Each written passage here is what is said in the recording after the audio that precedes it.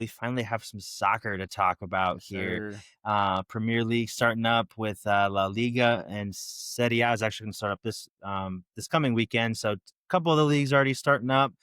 So that's super exciting. And the league that we like to talk about the most and the one that we follow the closest is the Premier League. Started up on Friday with the title holders Liverpool starting off against Bournemouth here in a very exciting game. Looked like it was going to be pretty comfortable Liverpool the whole way, but Bournemouth scoring two pretty quick goals in the second half. Come back to tie it 2-2, but Liverpool showing that championship DNA and scoring two late goals here to get the dub. Some sad stuff at the beginning when they had all the all the moments of silence and everything honoring Diogo Jota, who tragically passed away in the summer. So a lot of just emotional scenes there. There's been I've heard some quiet moments of silence, but that one was about like the eeriest, like Yeah, man. most intense, most moment of silence that I've seen on TV, obviously. So, heavy hearts over there at Liverpool. I know you said that you didn't necessarily watch this one, but did you get a chance to at least see some of the stuff beforehand or any of the goals or anything? Yeah, I did. And I kind of made it a point to kind of, tune into this game. And I think it's safe to say the world was rooting for Liverpool on this day. Like, opening the season after a tragic loss like that. It's just so hard on the players, on the fans, just on the soccer world in general. Like, he was one of those, Diego Jota was one of those players that, like, no one, like, you didn't hate. Like, no one Yeah, had not a lot anything of against haters for him. sure. He was just like a likable dude and player, like really, really, really good player for sure.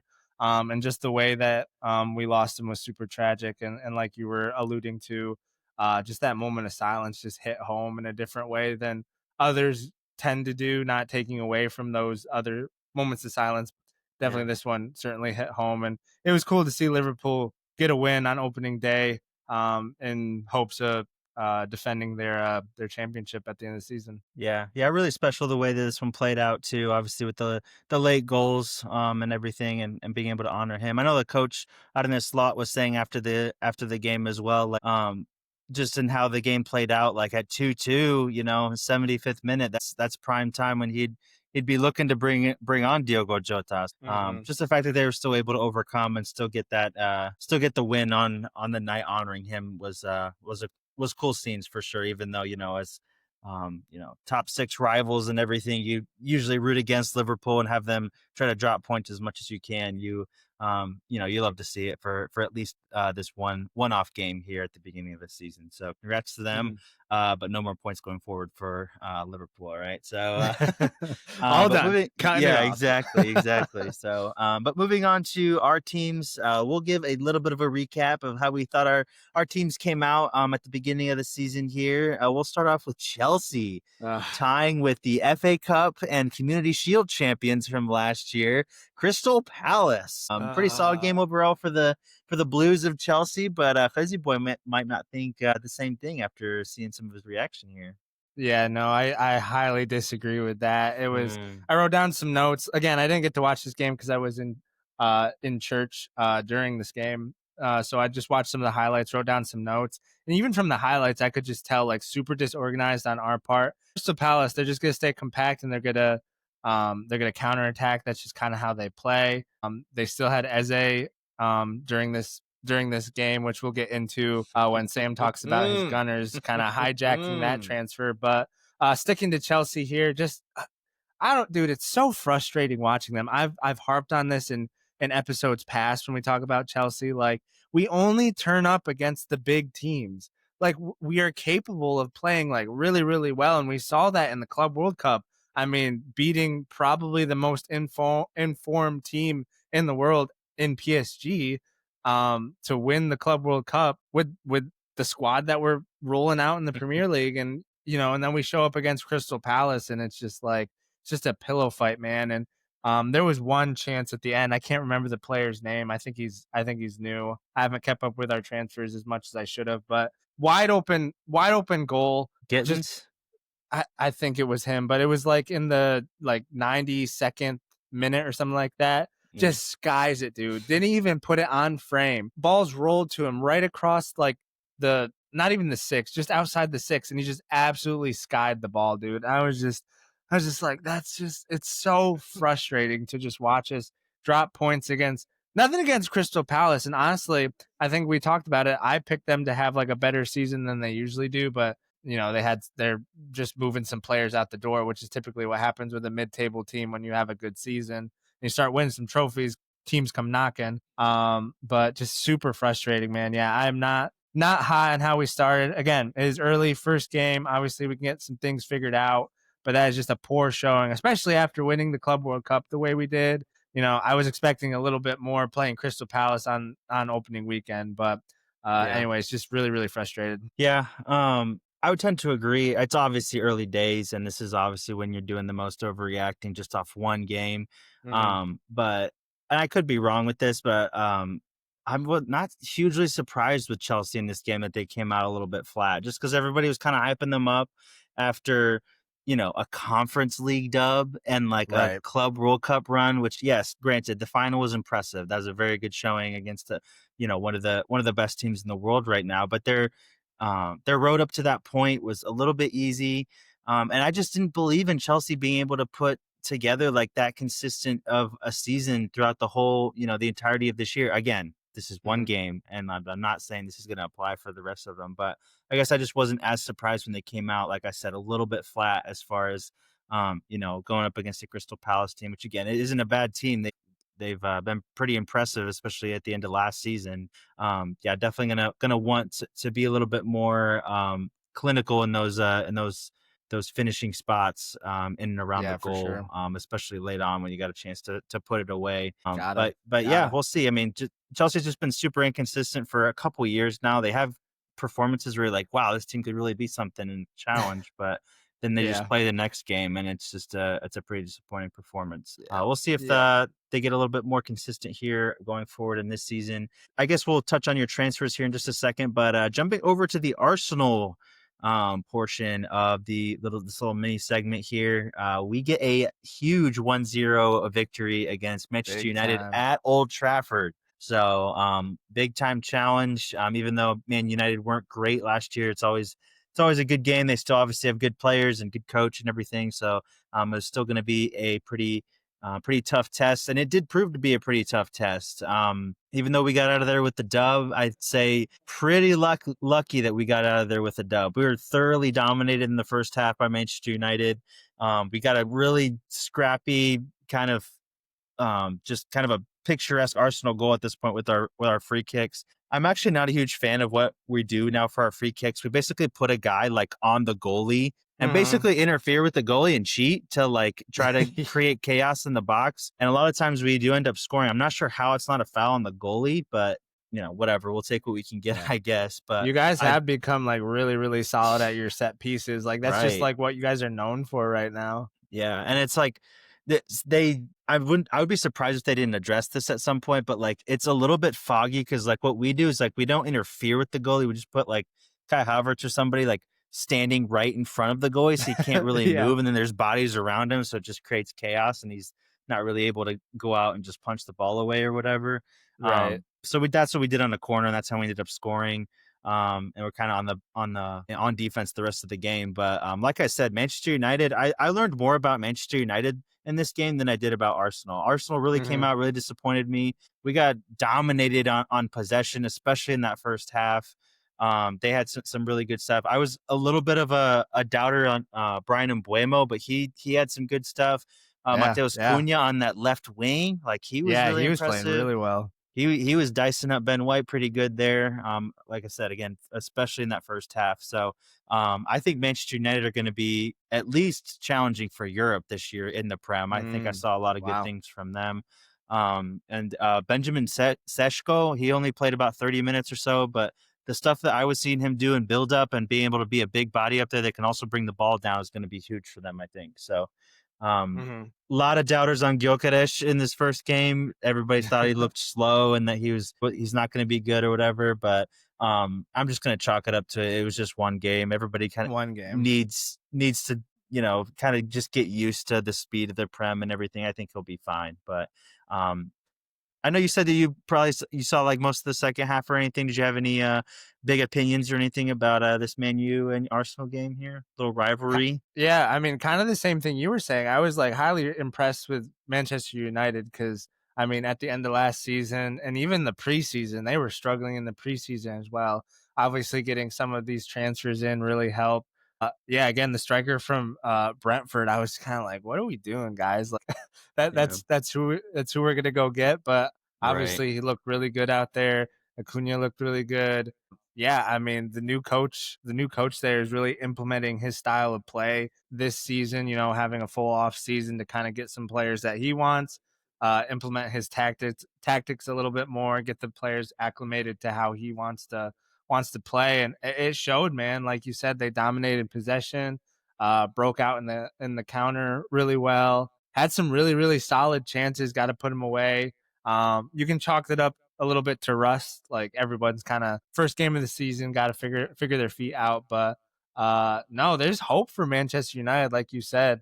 Yeah. I could honestly see them pushing for a Champions League spot as well. So Yeah. exciting to see if this season will have a little bit more parity than last. Like maybe hopefully we go down to the final match day instead of Liverpool just winning it weeks in advance. But Yeah. really really good stuff from Manchester United. And I was gonna ask, but you kind of answered it. The Gilchrist, just watching him, I just wanted to see what you thought of him. But obviously, you kind of gave your analysis. Just got kind of has to Yeah. get his feet wet and get into the Prem. I mean, he's coming from Portugal, guys. Like that's quite a Yeah. jump to the Prem from Portugal. Like, I Hmm. mean, And a lot of this so stuff wasn't necessarily like, oh, it's Premier League stuff. It's just like he just looked a little rusty, like he didn't have a full preseason under his belt, which he might not have just because the transfer took so long to materialize and got signed a little bit late and everything. So it's just kind of like mhm. getting his feet caught up, not being able to necessarily be in the right spots when he needs to. But I think that'll just come with sharpness, hopefully, over the next couple weeks when he gets his feet a little bit more acclimated to the prem and everything, and just being able to gel a little bit more with the guys. Going back to United, though, I think a guy that was pretty disappointing is Mason Mount.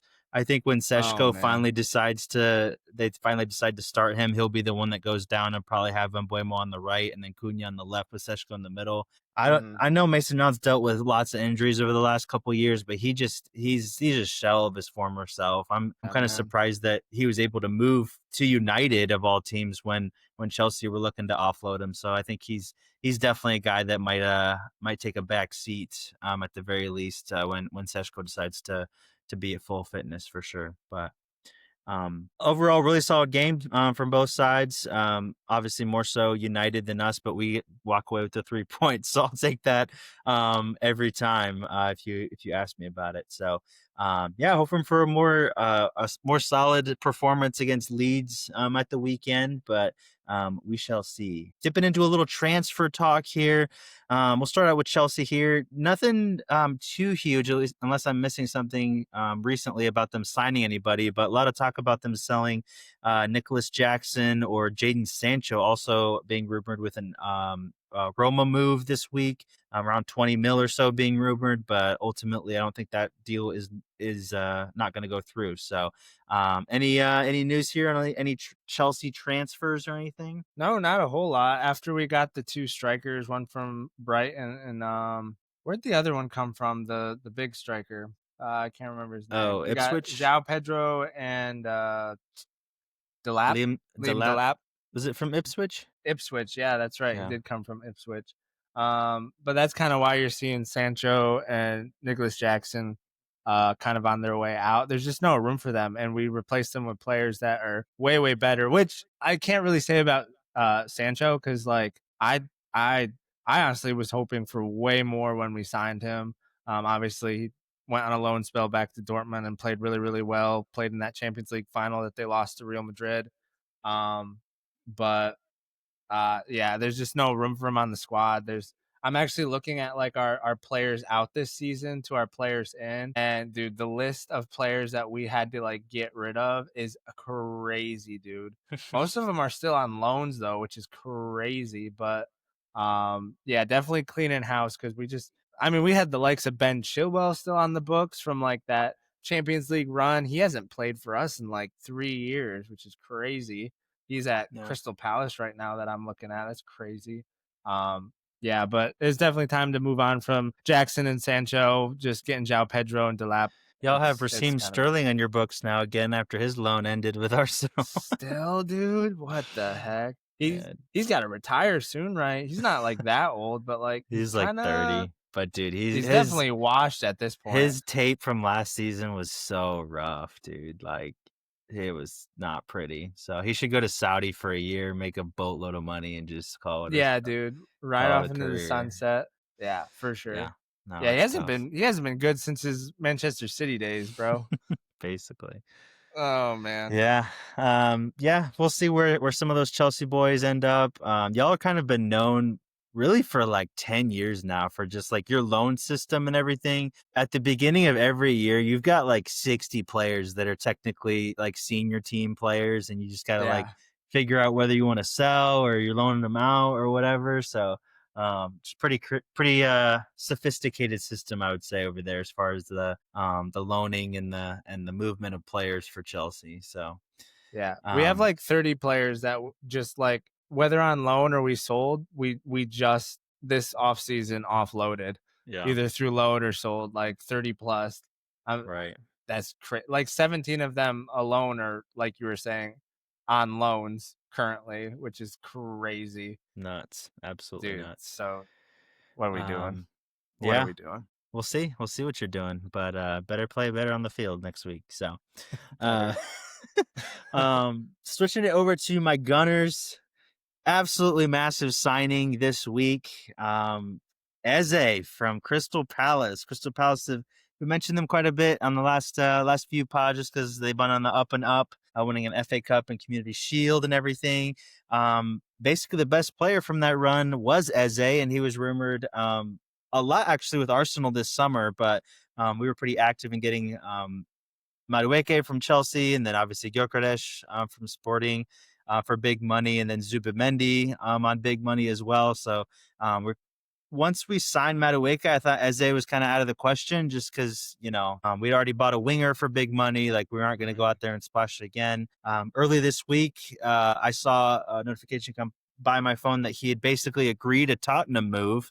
And I was like, oh man, that kind of sucks. He's going to Spurs. So I was like, whatever. Then like a couple days ago, I see come across my phone Arsenal hijacking Spurs move for Eze. And now it's basically a formality that he's going to be an Arsenal player at this point. Absolutely massive signing. Huge, We are huge. absolutely stacked basically at every position now, which is just a crazy feeling. I feel like our summer's been absolutely wild. We spent about 300 million euros at this point, just buying up all kinds of crazy players for crazy money. So I'm absolutely thrilled with this signing. He's an Arsenal academy graduate, actually. I think at Oh, okay. 14 or 15 he went to Fulham, but grew up an Arsenal fan, always wanted to play for Arsenal. So that's obviously a big part of him wanting to come to Arsenal, and obviously he's going to be a fan favorite from the beginning. So I am extremely excited about this. Like I said, once we signed Madueke, I thought we were out of the race for both Rodrigo from Real Madrid and Eze, and we are like, oh, okay, we're kind of done. But this is a massive signing and possibly just a huge turn, maybe in the title race as well. So what do you think about this massive signing here for another 60 mil? Yeah, I mean, you guys have done some business this summer, like great business, dude. Yeah. He honestly probably saw that Tottenham. Who'd they lose to this past weekend? Was it Burnley? No, they won it, I think, this past Did weekend. Tottenham win? I I thought think they so. lost. I'm just so used to them losing, but no. Fair But enough. like, if realistically, like, do you want to like challenge for the Premier League and play in the Champions League, or do you want to be out of the Champions League and really not pushing for anything? Like, yeah, they just won the Europa League, but Son just left for LAFC. They have a new coach in. You're not really sure what's going on there. Like, Yeah.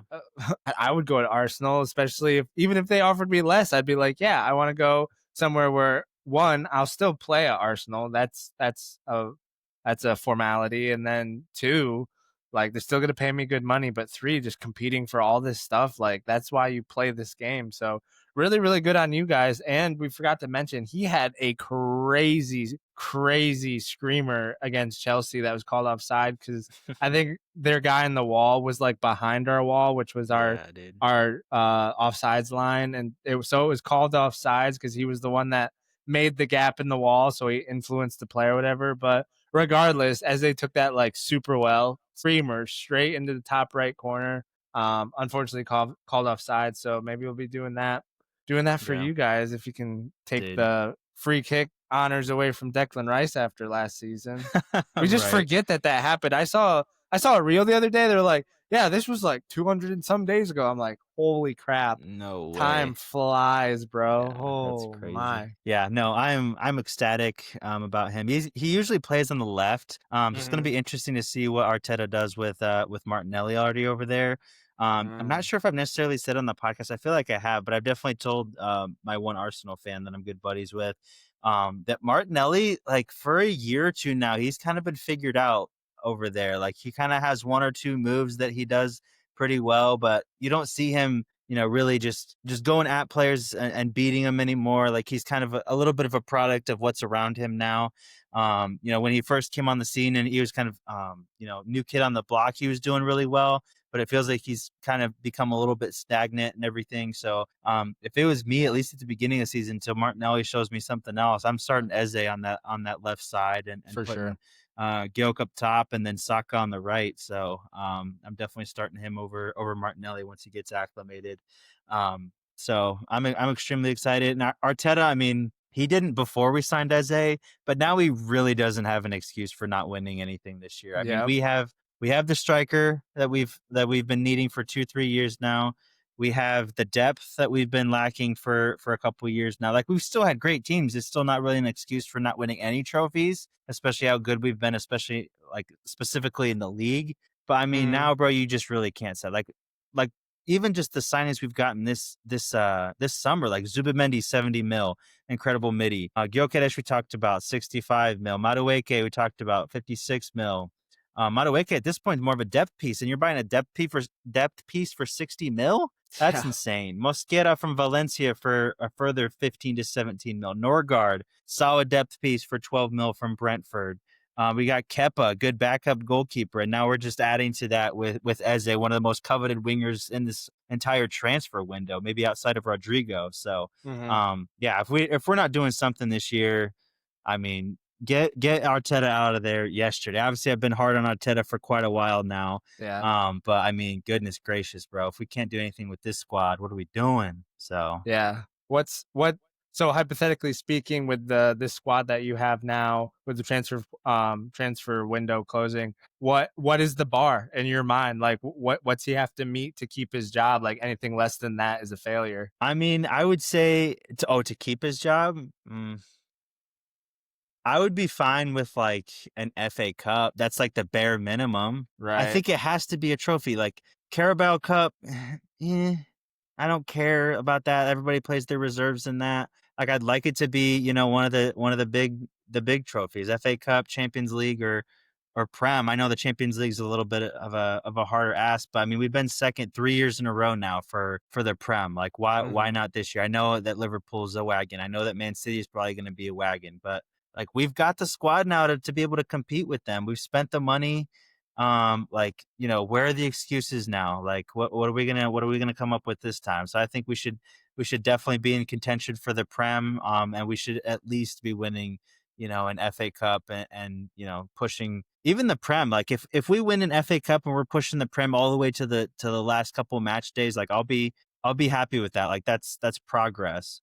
And then Champions League, if we obviously have a good run in there for sure as well. But I see no reason why we shouldn't be at least pushing Liverpool to the very end and hopefully winning a domestic cup as well. So that's got to be the bar. We can't be, another really good run where we're to the semifinals of all these tournaments in second place. Like, nah, bro, that's where we were before. Like, Right. we got Yeah. to take that next step now. So. Yeah, absolutely. But yeah, that's a little into the Arsenal and Chelsea transfers. Not really too much else going on as far as world transfers or anything big in that realm.